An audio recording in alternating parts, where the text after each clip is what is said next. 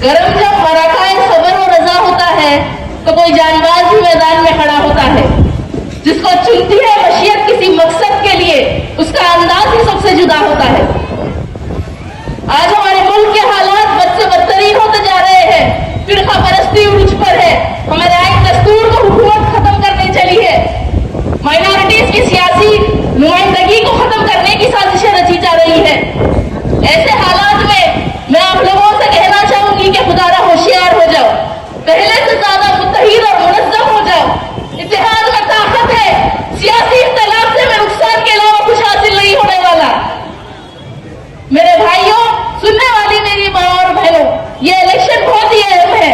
हमें पहले से ज्यादा भारी एक्सपीरियंस से उस शख्स को कामयाब करना है जो सबसे पहले हमारे हर मसलों पर, हर जुल्म और नाइंसाफी के खिलाफ जिसकी आवाज सबसे पहले पार्लियामेंट में पूछती है।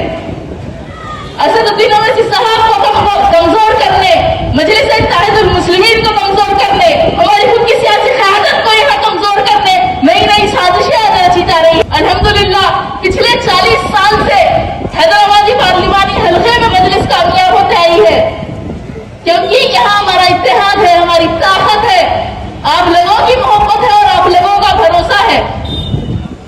मजलिस ने गैर मामूली कारनामे यहाँ किए हैं, बेइंतहाई अवाम की खिदमत मजलिस ने यहाँ की है। इसीलिए आज उस काम की बुनियाद पर, आप लोगों की मोहब्बत की वजह से हम ये कह सकते हैं कि यहाँ आ जाओ, जो आते आ जाओ, मोदी आ जाओ या राहुल गांधी आ जाओ, ये लतावता मीर सादिक मीर जाफर हमारी गिनती में नहीं है। अगर बीजेपी और कांग्रेस मिलके भी यहाँ पूरी कोशिश कर ले तो इंशाअल्लाह 5वीं बार असदुद्दीन ओवैसी साहब पार्लियामेंट में कामयाब होकर जाएंगे।